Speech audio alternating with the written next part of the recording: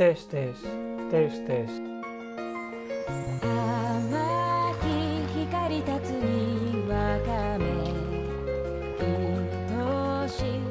¿Cómo era el jefe?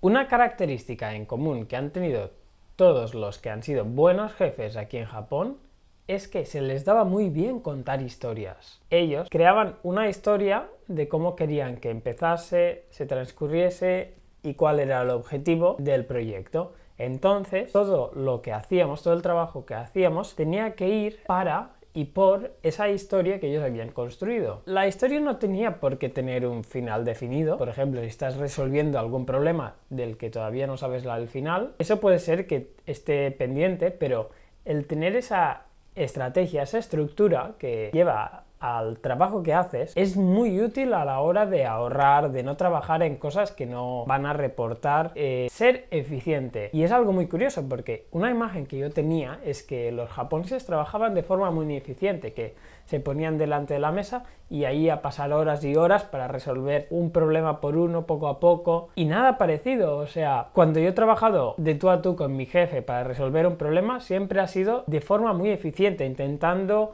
atacar el problema desde la raíz. Supongo que también ha sido debido a que, al haber trabajado yo siempre en el sector del automóvil aquí en Japón, la influencia de Toyota se nota mucho. Y en Toyota hay muchas técnicas para resolver problemas, muchas técnicas para mantener un trabajo ordenado y eficiente, muchas técnicas para conseguir mejora continua. Y al principio pensaba que eso era una característica de Toyota, pero viniendo y trabajando aquí en Japón me he dado cuenta de que lo que Toyota está haciendo es una representación de lo que es el buen jefe aquí en Japón. Desde mi punto de vista, esto ya estaba aquí en Japón. Los buenos jefes japoneses ya lo estaban aplicando. Muchas empresas japonesas ya estaban trabajando de esa forma. ¿Y qué es lo que hizo Toyota? Puso en papel, puso de forma que se pudiera compartir con todo el mundo ese conocimiento. Así que desde mi experiencia, trabajar aquí en Japón hay cosas, claro, ineficientes, pero mucho más de lo que me pensaba se centran en la eficiencia, en trabajar con poco tiempo. Una cosa que ya me decía mi primer jefe y que también me repite mi jefe actual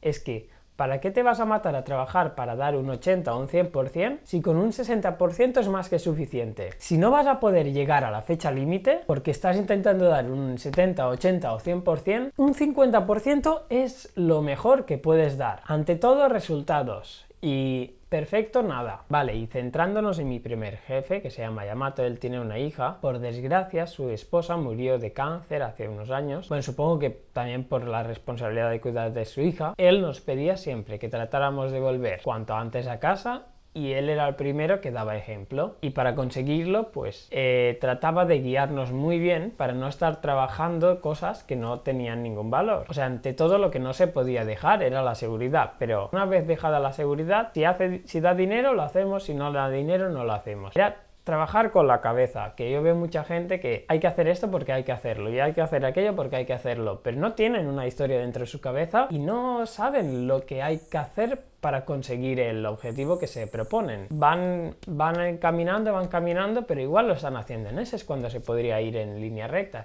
Y esa es la característica que yo más valoro de Yamato, mi primer jefe, y que era algo que se transmitía al equipo. O sea, mis compañeros de trabajo, ya sabemos, el que no hablaba y el que sí, todos se sentían más motivados gracias a Yamato-san. Y otra cosa muy buena es que nos daba cancha ancha, ¿no? Él tenía mucho conocimiento y nos ayudaba revisando. Cuando teníamos un problema le consultábamos y nos ayudaba dando soluciones reales. Pero si no teníamos ningún problema y conseguíamos resolverlo solos, él lo único que haría es dar la última revisión y el visto bueno. Y me acuerdo que hacíamos ya muchas actividades para intentar reducir la carga de trabajo. Por ejemplo, teníamos muchas actividades de automatización. Entonces, una parte importante de mi trabajo era automatizar esos procesos para que parte de lo que yo hacía en un día a día se pudiera hacer en menos tiempo a través de una macro, de un programa automatizado. Y algo curioso de Yamato-san es que, al igual que mi senpai, que Honda-san, le encantaban las motos y él se iba junto con Honda-san a correr en el circuito con las motos. Y era interesante ver a mi jefe y a mi senpai ahí hablando de cómo vamos a hacerlo este fin de semana, llevamos las motos a ese circuito o a ese otro, cómo preparamos la moto, ¿no? Los últimos toques para que corra más, qué neumáticos vamos a usar, no es lo mismo correr en verano que en invierno. Daba una atmósfera mucho más tranquila, se estaba muy bien trabajando cuando tu jefe, tu senpai, toda la gente se llevaba bien y había un buen trato tanto dentro como fuera del trabajo.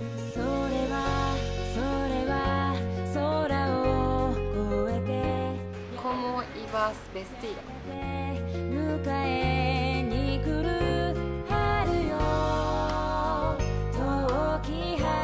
Pues era bastante libre, había quien iba en kimono, quien iba vestida de ninja, un poco como te gustara. Pues en mi caso yo empecé yendo con traje y corbata un poco elegante, porque tenía la imagen, ¿no?, de los que se conocen como salarymans o hombres de negocios aquí en Japón. Si tú, por ejemplo, te vas al cruce de Shibuya, vas a ver centenares o miles de hombres con traje andando de un lado a otro, y entonces yo tenía esa imagen y fui así, pero la realidad fue un poco distinta. La mayor parte de gente en mi departamento no iban con traje y como mucho eran los pantalones del traje y luego una camisa, pero de hecho no había una norma específica. Supongo que era porque estábamos en el departamento de ingeniería y es muy diferente para un comercial o un hombre de negocios, pero en nuestro caso era totalmente libre y entonces, vale, creo que no vi nadie que en verano fuera, por ejemplo, en pantalón corto, pero a mínimo que fuera algo formal, cualquier cosa estaba bien. Podías ir en un polo, podías ir en unos pantalones normales que no fueran de traje, o sea, muy flexible en ese aspecto. Algo que me pareció muy interesante de ser ingeniero mecánico en Japón es que si vas a tener oportunidad de ir a planta, como era nuestro caso que íbamos a hacer los test de vehículo y demás, pues te van a dar la misma ropa que la gente que trabaja en fábrica. En nuestro caso eran unos pantalones azul claro y de tela sintética y una chaqueta blanca del mismo material con el logo de Nissan, y era un material muy duro que no se rasgaba fácilmente y que si se ensuciaba con aceite o con grasas era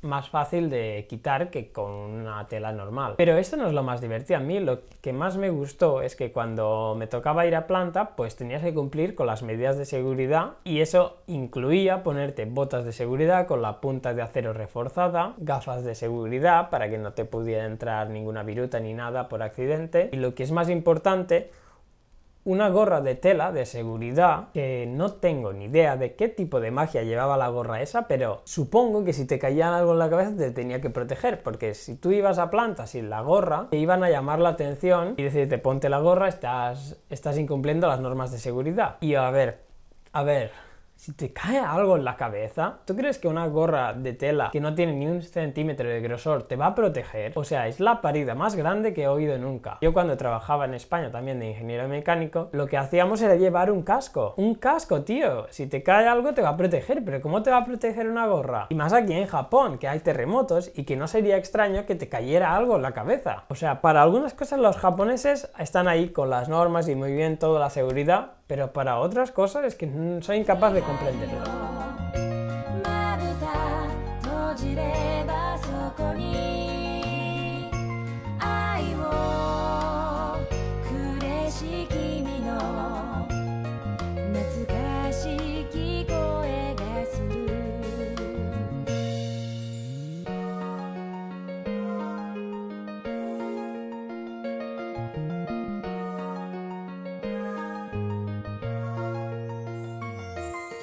Kimi ni 預けしわが心は